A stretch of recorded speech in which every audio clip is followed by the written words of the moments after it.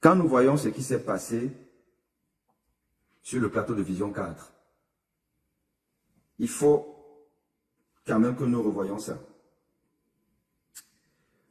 Nous allons tous quand même réécouter, hein, parce que... Il a failli, on a failli. C'est... Donc, on a bien dit ensemble, c'est ça. Alors, écoute, bon, je fais que j'ai fait. Je fais que j'ai fait. Répondez à la question. À vous, répondez à la question. Je demande est-ce que vous me faites dire. Oui, je l'ai dit ça. Je l'ai dit ça, je l'ai dit ça. Est-ce que t'as dit combien qu'elle fait? Mais je vous pose la question. Répondez. On réécoute une deuxième fois.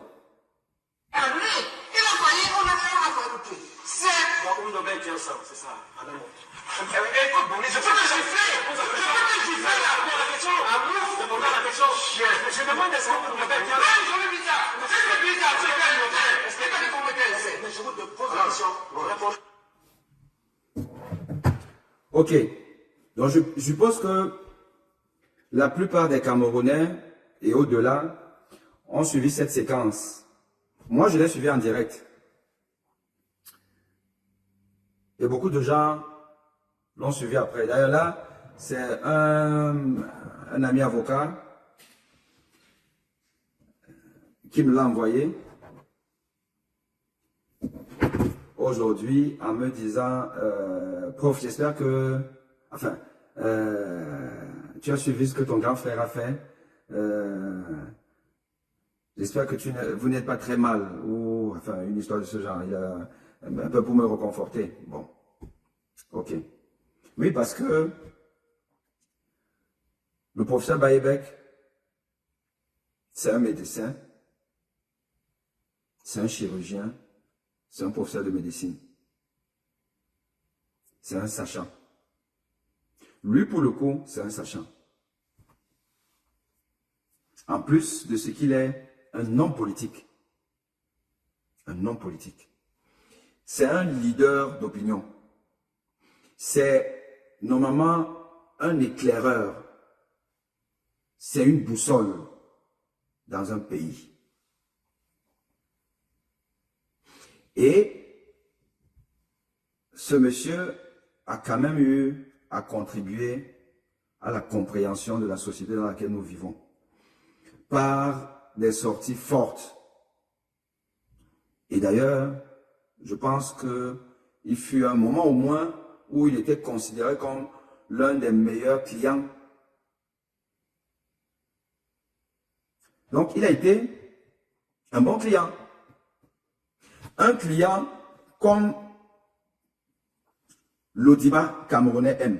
J'entends par Audima, justement, nous qui regardons, qui écoutons toutes les semaines les émissions dominicales, surtout les débats de société, les débats politiques. C'est quelqu'un qui a souvent été invité et qu'on a aimé regarder. Donc un bon client. Un client qui a pris son couloir. Et je vous parle comme quelqu'un qui fréquente aussi un peu les médias au Cameroun et ailleurs.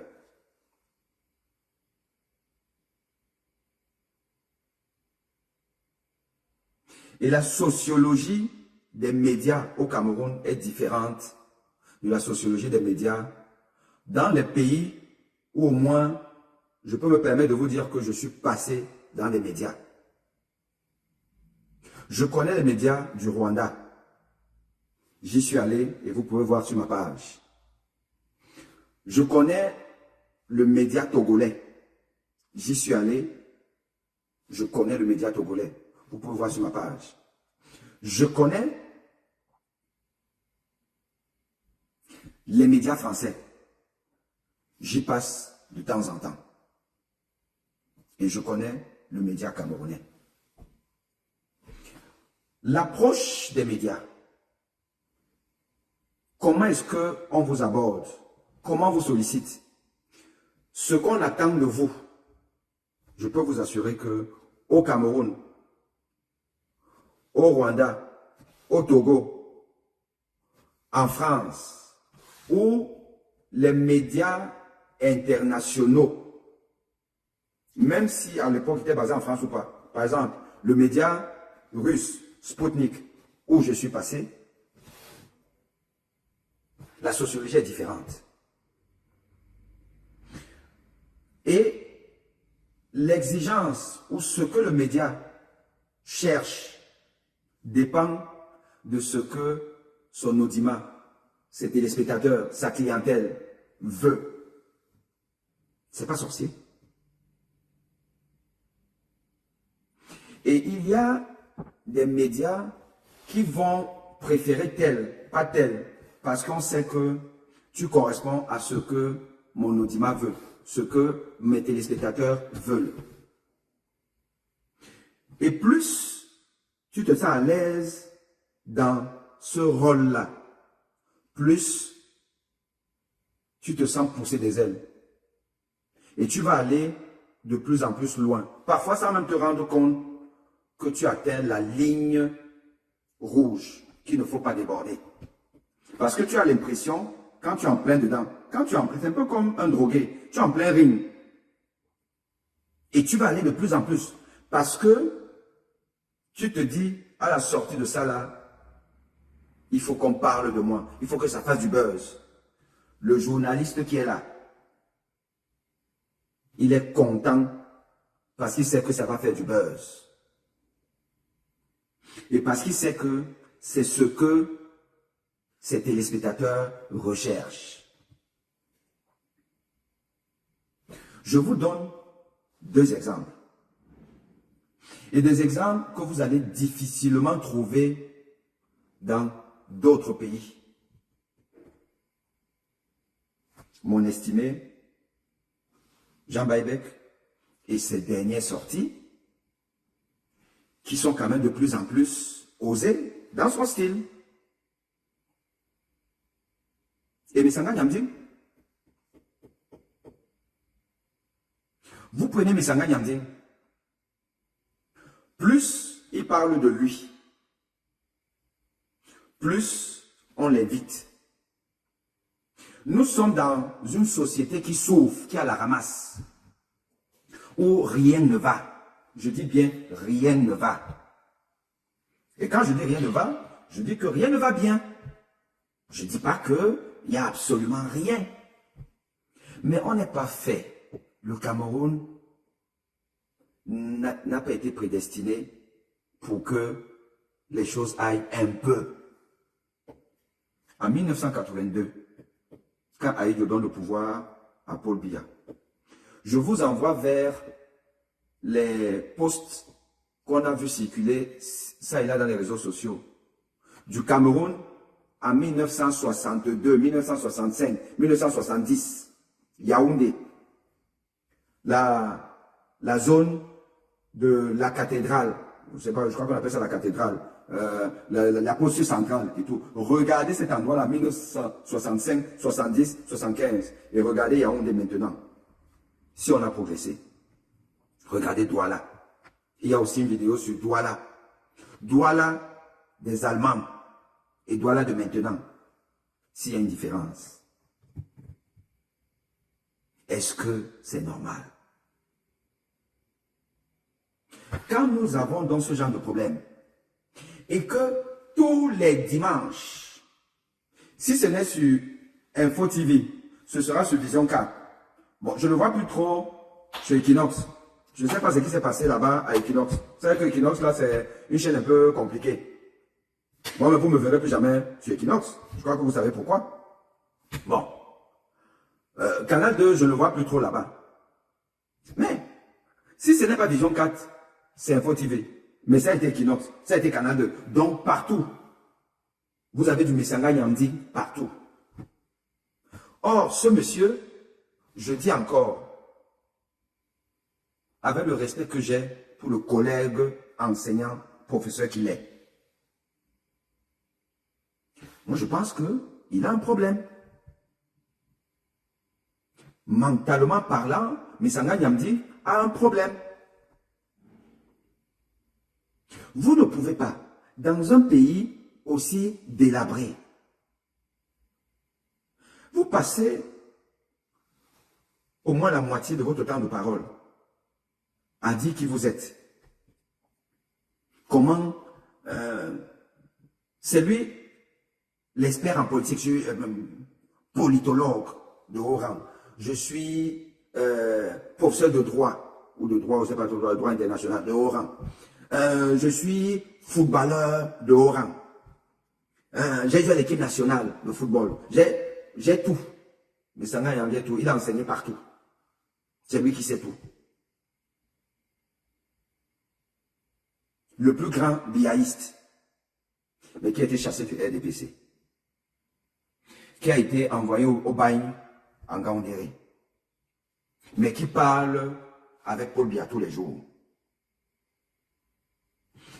Dites-moi, dans quel média sérieux au Togo, au Bénin, au Rwanda,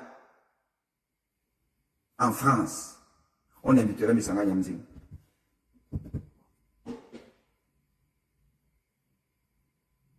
Ce sont des bandits, ils sont tous des bandits, c'est des voleurs. Moi, je comprends bien. Mon maître politique, Paul Biya. Mais c'est Paul Biya qui nomme tous les bandits qui liste tous les jours. C'est quand même M. Paul Biya qui les nomme. Mais ils sont tous des bandits. Dites-moi, dans quel média du monde on inviterait M. Sanga Yandou plus d'une fois? C'est-à-dire qu'il vient une fois, il fait son zouave là, comme il fait. Dites-moi si on va le renvoyer, on va le rappeler une deuxième fois. Dites-moi. Moi, j'ai vu M. Sanga Nyamdi, c'était peut-être sur Vox Africa, mais en difficulté, dans un débat télé, mais c'était compliqué. Mais au Cameroun, il est sur un fauteuil de velours. Parce que c'est les mêmes. Regardez le paysage audiovisuel du Cameroun. C'est les mêmes tous les dimanches. C'est les mêmes. C'est toujours les mêmes là. Ça tourne comme ça. Bon, l'autre, c'est toi. Bon, c'est les mêmes. Vous avez des journalistes. Vous demandez si c'est des journalistes. Ils ont c'est les mêmes noms. Le Bonnet Philippe là. Bonnet Philippe. C'est avec lui qu'arrivent toujours toutes les casseroles. Bonnet Philippe. Bien avant que le Zomlois ne soit en prison.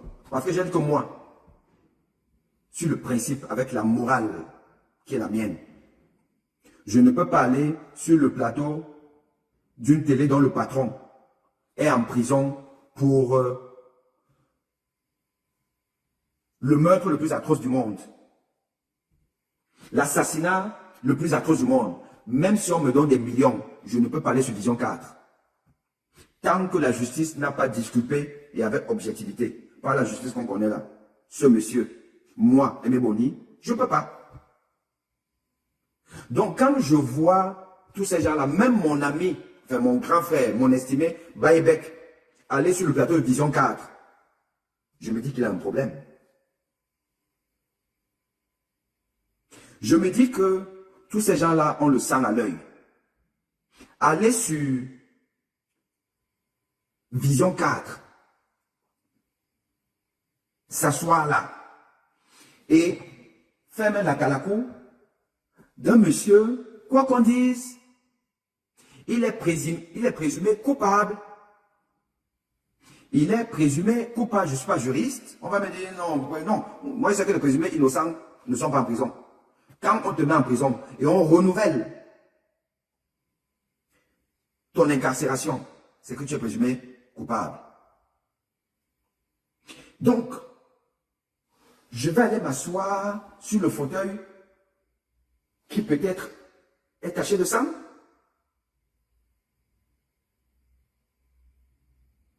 C'est pas possible. Mais si vous êtes quelqu'un qui fait le buzz, vous faites le buzz. Parce que c'est ça que le peuple aime. Le peuple aime le japap. Quand vous êtes un monsieur qui donne le japap, mais on vous invite rapidement.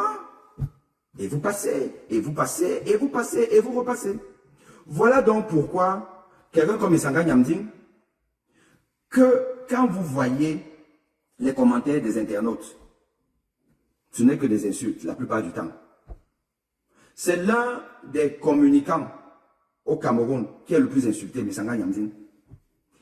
Mais si vous allez sonder, hein, vous demandez au Camerounais, bon, tu veux qui ce dimanche pour venir parler? On va vous dire Messanga.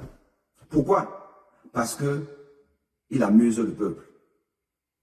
Et le peuple aime être amusé. Le peuple aime être diverti. Le peuple aime la bêtise. Le peuple n'aime pas ce qui est sérieux. Le professeur Baïbek, c'est un monsieur sérieux. C'est un monsieur que je connais. C'est un monsieur qui, quand il veut être sérieux, il est sérieux dans tout ce qu'il fait. Quand monsieur le professeur Baïbek veut vous parler de l'histoire du Cameroun, l'histoire de l'UPC, s'il veut parler de ça sérieusement, vous allez dire chapeau. S'il veut vous parler de la politique camerounaise, la stratégie, de comment sortir du chaos, il n'y a pas beaucoup de gens qui ont son niveau au Cameroun. Je ne vous parle même pas de son domaine d'expertise, hein, qui est la chirurgie. Vous-même, vous savez, moi-même là, déjà, moi, de toute façon, vous savez que même les Soudanais m'ont dit que je travaille même nulle part, je suis un chômeur. Donc, moi, je ne parle pas de moi. Mais je vous dis que lui, Baïbek, tous ces étudiants, ces fellows, qui sont déjà des chirurgiens aujourd'hui, vous disent que lui là, le bistouri, il ne faut même pas t'amuser. Donc, vous ne pouvez pas être sérieux, avoir une telle expertise dans le domaine le plus compliqué ou l'un des plus compliqués de la vie, qui est quand même la médecine et en plus la chirurgie. Vous ne pouvez pas être sérieux là-bas et ne pas être capable d'être sérieux quand vous devez juste aligner un raisonnement logique. Donc, il sait le faire. Et il l'a même souvent fait. Après, ça dépend de là où il se trouve. Sur quel plateau il se trouve. Quand vous êtes dans un plateau pas sérieux, vous ne devenez pas sérieux. Si jamais vous n'avez pas la concentration nécessaire. Et il sait que le peuple a fini par l'identifier comme cela. Il joue et surjoue. Et parfois, il surjoue. Et là, il a surjoué dimanche dernier. Simplement. Mais il a surjoué parce que il est dans un plateau qui se prête à ça. Pour un audimat qui aime ça. Dans un pays qui aime ça. Un pays qui aime la bêtise. Un pays qui oublie ses soucis dans la bêtise. Un pays où vous sortez, vous dites que on a voulu me tuer parce que j'ai soulevé un problème de société, un problème grave. Personne ne vous regarde. À la limite, on dit, pourquoi tu fais là-bas? Viens, le doyen, le recteur te dépasse ici, là. Mais c'est un peuple de sorciers. Nous sommes un peuple de sorcellerie. Ce qui s'est passé dimanche sur le plateau de Vision 4 ne reflète que la réalité camerounaise. Vous dites comme ça, là maintenant, c'est partout, Baïbek. Demain, vous aurez, il va vous manquer. Donc, si Baïbek dit, bon, vous m'insultez, vous m'avez, bon oui, c'est vrai, j'ai un peu déconné, bon, j'étais un peu dans mon élan parce que je suis déjà dans ma maison, parce que Vision 4, c'est déjà sa maison, hein, vous voyez comment il interpelle le journaliste et tout ça. Ça ne se voit pas ailleurs. Bon, c'est la spécificité Cameroun, on n'est pas obligé de le faire toujours comme les autres. Ça peut être fraternel, ça peut être à la limite, voilà, bon, c'est le style camerounais. Mais tant que ça resterait quand même certaines normes. Mais parfois on a l'impression que c'est un peu du n'importe quoi. Mais c'est du n'importe quoi parce que nous sommes un peuple du n'importe quoi. Nous sommes un peuple qui ne connaît pas la mesure, un peuple qui n'aime pas la rigueur, un peuple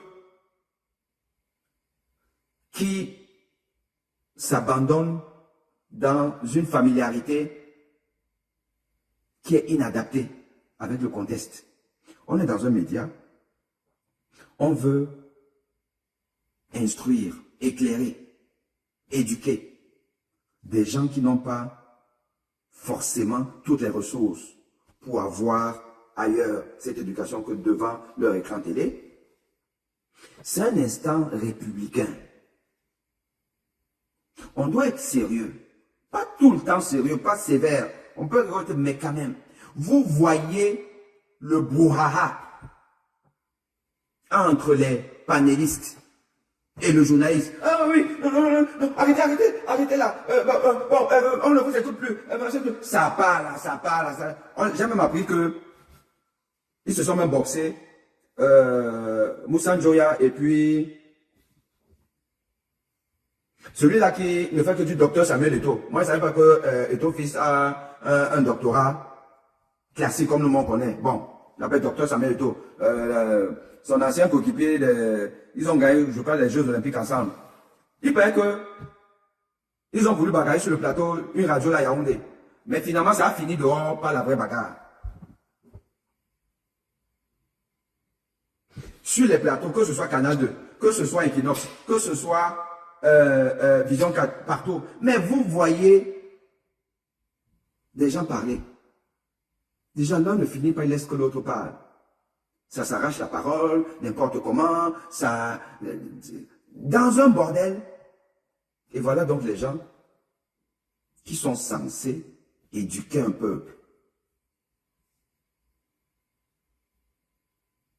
pour aller vers l'émergence. Non. Quand vous arrivez dans un pays, il y a des signaux, il y a des repères pour comprendre si vous êtes dans un pays sérieux ou pas. Si vous êtes dans un pays qui est en voie de développement ou pas. Si vous êtes dans un pays qui veut vraiment l'émergence ou pas. Si vous êtes dans un pays où vous pouvez rester, investir ou pas. Il y a les aéroports. Quand vous arrivez dans un pays, l'aéroport, comment il est fait? Est-ce que c'est beau? Est-ce que c'est pas beau? Est-ce qu'il y a tout? Est-ce que l'accueil du personnel, la police, tout ça là, comment ça se passe? Est-ce qu'il y a des tracasseries? Est-ce qu'il n'y a pas de tracasseries? Est-ce qu'il y a le Wi-Fi? Est-ce qu'il n'y a pas le Wi-Fi? Ça vous donne déjà une idée. Et beaucoup d'autres éléments, mais le sujet là, les médias, la tenue des débats dans les médias. Quand vous voyez, puisque vous allez voir donc les leaders d'opinion de ce pays, les leaders d'opinion, ceux qui sont censés être aux affaires, c'est ce que vous voyez sur les plateaux télé. Quand vous voyez les plateaux télé camerounais, quand vous voyez les communicants du RDPC et certains hommes politiques de l'opposition, quand vous voyez les Rifoué, les... comment vous appelez même le type là à qui j'ai failli donner un AVC sur Canal 2, le type qui va bientôt être professeur à l'université de Douala, alors que c'est un play, c'est un enseignant de l'école primaire. Comment vous l'appelez? Bref, un insignifiant comme ça. Quand vous voyez ces débats-là, vous comprenez dans quel pays on est? Vous comprenez dans quel pays on est? Donc, et je termine avec ça. Ce qu'on a vu dimanche avec professeur Baïbek, ce n'est que le reflet de notre société. Et il est monté en puissance dans l'exagération de ce que le peuple aime. Baïbek, c'est un homme intelligent. Il sait que c'est ça que le peuple aime. Et il sait que ça va parler plus que le fait de donner l'information utile.